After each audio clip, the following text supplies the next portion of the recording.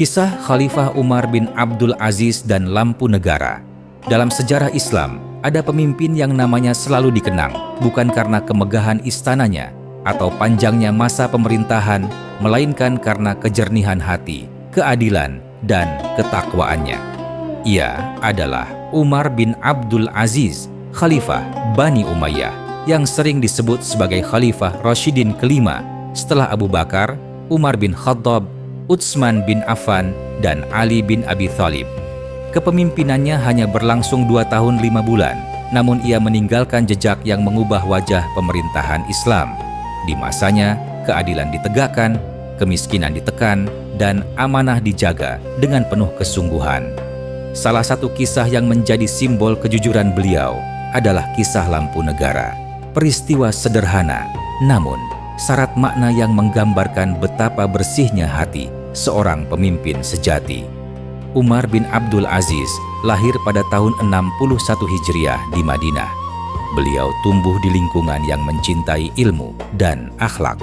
Dari pihak ibunya, beliau adalah keturunan Umar bin Khattab, sang khalifah yang terkenal dengan keadilan dan ketegasannya. Darah kepemimpinan, amanah, dan ketakwaan itu mengalir kental dalam dirinya. Ketika diangkat menjadi khalifah, Umar bin Abdul Aziz mewarisi tradisi istana Bani Umayyah yang syarat kemewahan dan kemegahan. Namun, ia justru mengubah istana menjadi pusat kerja dan ibadah. Ia memangku jabatan bukan untuk memperkaya diri, melainkan untuk menunaikan amanat besar di hadapan Allah Subhanahu wa Ta'ala. Pada suatu malam yang sunyi di Damaskus, Umar bin Abdul Aziz duduk di ruang kerjanya yang sederhana. Di hadapannya tergeletak tumpukan surat resmi dari berbagai wilayah kekuasaan Islam.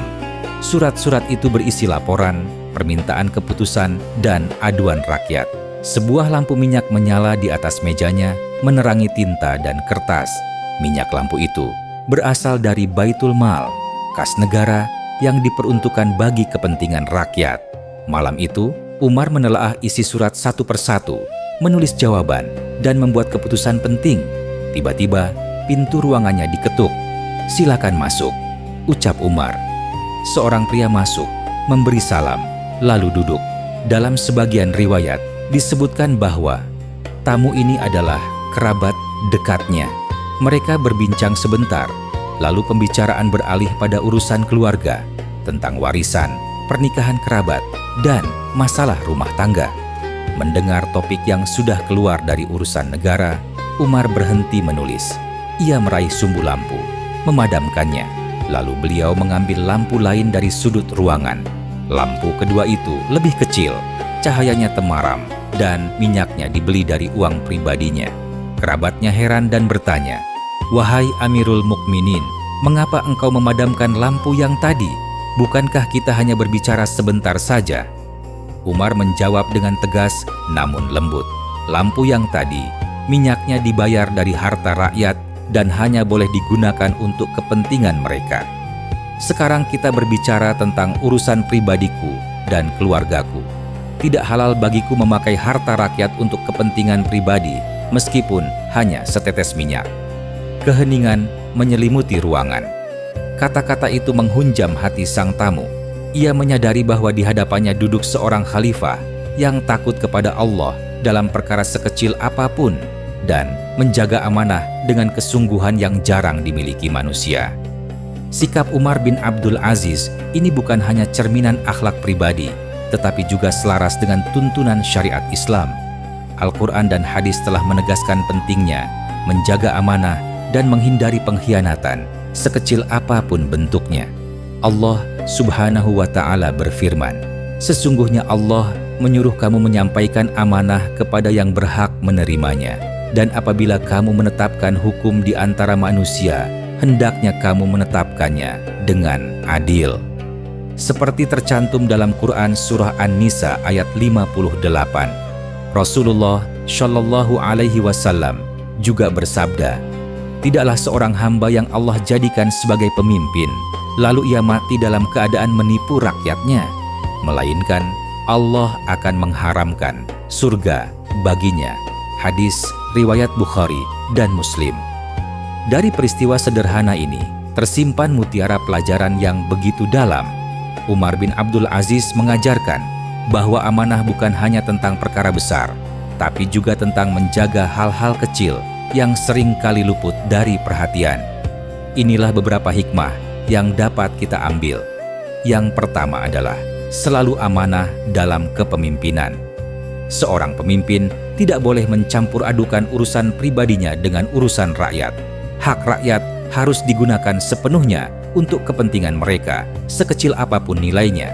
Yang kedua adalah menjaga diri dari yang syubhat.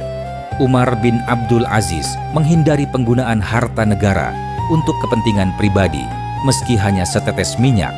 Ini mengajarkan kita untuk menjauh dari perkara yang samar dan berpotensi menjerumuskan pada dosa. Yang ketiga adalah kepemimpinan merupakan amanat, bukan hak milik. Jabatan dan kekuasaan bukanlah warisan atau milik pribadi yang bisa dimanfaatkan sesuka hati. Semua fasilitas negara adalah titipan yang harus dipertanggungjawabkan di hadapan Allah Subhanahu wa Ta'ala. Yang keempat adalah keteladanan melalui perbuatan. Umar bin Abdul Aziz tidak hanya mengucapkan kata-kata tentang amanah, tetapi mencontohkannya secara langsung. Tindakan nyata seringkali lebih membekas di hati daripada nasihat lisan semata. Dan yang terakhir adalah takutlah kepada Allah meski dalam perkara kecil. Kepekaan hati untuk menghindari dosa meski nilainya kecil di mata manusia menunjukkan ketakwaan yang tinggi. Seorang mukmin sejati sadar bahwa setiap perbuatan akan dimintai pertanggungjawaban. Kisah lampu negara adalah pelajaran besar dari hal yang kecil. Umar bin Abdul Aziz tidak hanya berkata, tapi membuktikan bahwa kejujuran seorang pemimpin terlihat dari perkara yang tampak remeh.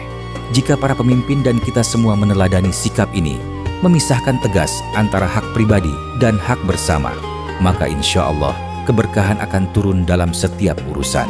Semoga kita dapat meneladani Umar bin Abdul Aziz dalam kejujuran, amanah, dan rasa takut kepada Allah Subhanahu wa Ta'ala, sekecil apapun amanat yang kita emban. Amin.